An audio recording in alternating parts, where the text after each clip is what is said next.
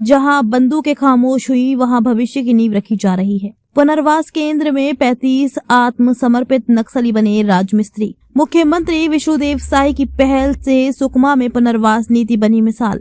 रायपुर कभी जिन हाथों में बंदूकें थीं, आज उन्हीं हाथों में औजार हैं। कभी जिन रास्तों पर हिंसा और डर का साया था, आज वहीं विकास और भरोसे की नींव रखी जा रही है।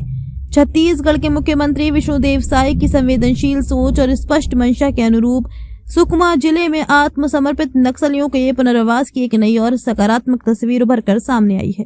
वहां पुनर्वास केंद्र में रह रहे 35 आत्मसमर्पित नक्सलियों को राजमिस्त्री मैसन का व्यावसायिक प्रशिक्षण देकर उन्हें आत्मनिर्भर बनाने की दिशा में ठोस पहल की गई है। ये प्रशिक्षण जिला प्रशासन और SBI आरसेटी के संयुक्त सहयोग से संचालित किया जा रहा है। प्रशिक्षण कार्यक्रम में 15 महिलाएं और 20 पुरुष शामिल हैं।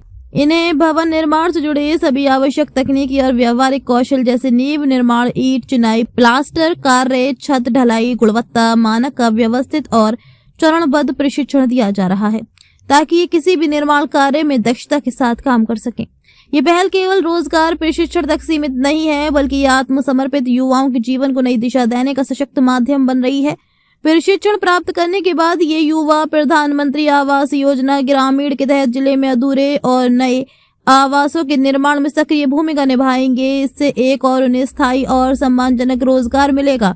वहीं दूसरी ओर नक्सल प्रभावित और दुर्गम क्षेत्रों में लंबे समय से चली आ रही कुशल राजमिस्त्रियों की कमी भी दूर होगी। कलेक्टर देवेश ध्रुव ने इस पहल को सामाजिक बदलाव की दिशा में महत्वपूर्ण कदम बताते हुए कहा कि आत्मसमर्पण का वास्तविक अर्थ केवल हथियार छोड़ना नहीं, बल्कि आत्मनिर्भर बनकर समाज की मुख्य धारा में सम्मान के साथ लौटना है। उन्होंने कहा कि जिला प्रशासन का प्रयास है कि पुनर्वास केंद्र में रह रहे युवाओं को कौशल, रोजगार और सभी मूलभूत सुविधाएं उपलब्ध कराई जाएं, ताकि वे सम्मान के साथ जीवन जी सकें। जिला पंचायत के मुख्य कार्यपालन अधिकारी मुकुंद ठाकुर ने कहा कि प्रधानमंत्री आवास योजना ग्रामीण सहित विभिन्न शासकीय निर्माण कार्यों के सफल क्रियान्वयन के लिए कुशल मानव संसाधन अत्यंत आवश्यक है। ये प्रशिक्षण आत्मसमर्पित युवाओं को रोजगार और सामाजिक सरोकार से जोड़ेगा। पोलमपल्ली निवासी पुनर्वसित पोड़ियम भीमा बताते हैं कि वे लगभग 30 वर्षों तक संगठन से जुड़े रहे, लेकिन आत्मसमर्पण के बाद उनका जीवन पूरी तरह बदल गया है। यहाँ रहने और खाने की अच्छी व्यवस्था है। हमें राजमिस्त्री का प्रशिक्षण दिया जा रहा है। पहले इलेक्ट्रीशियन, मैकेनिक का प्रशिक्षण भी मिला। अब मैं सम्मान के साथ काम कर सकूंगा। पूर्ववर्ती निवासी मुचाकी रनवती बताती हैं कि वे 24 वर्षों तक संगठन से जुड़ी रही। पुनर्वास के बाद मुझे सिलाई का प्रशिक्षण मिला।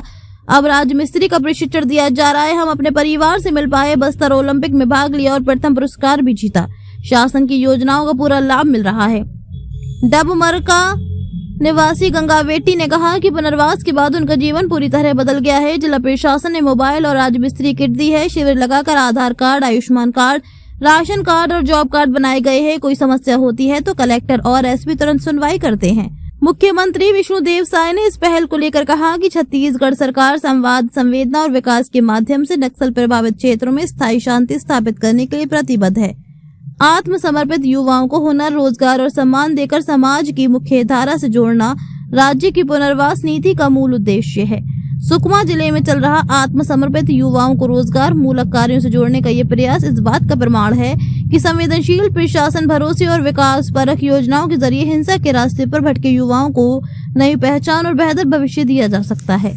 यही पुनर्वास की असली सफलता है और यही स्थायी शांति की मजबूत नींव।